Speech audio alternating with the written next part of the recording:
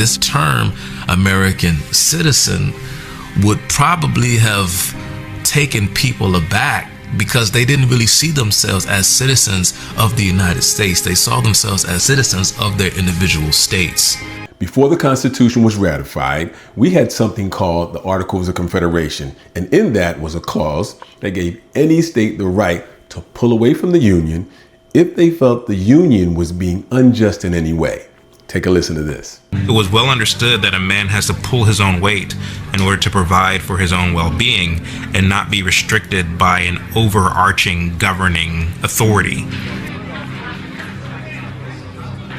By the late 18th century, this tradition of small government sentiments was so established in the minds of many of the founding fathers that when Thomas Jefferson penned the Declaration of Independence, you'll notice that in the words United States, the U is lowercase and the S is capitalized. In other words, many of them had no intentions of establishing a large overarching federal government.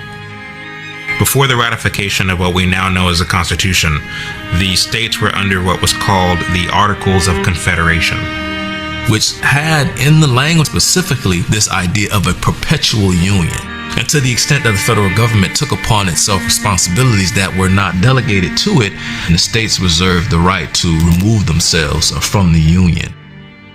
The founding fathers were not exactly on one accord when it came to the kind of government that they would establish.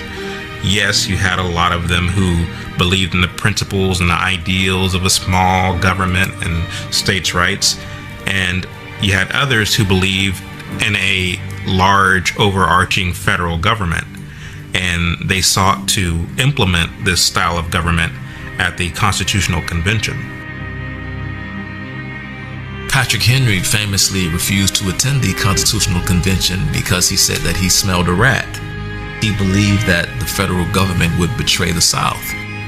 So what was the biggest difference between the Articles of Confederation and the U.S. Constitution? Here, I'll read it for you.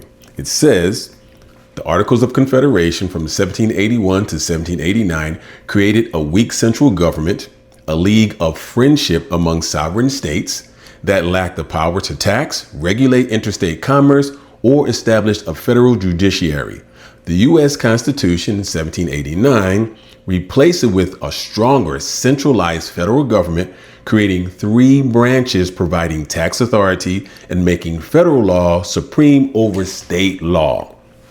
So what do you think? Which was better, the Articles of Confederation or the U.S. Constitution?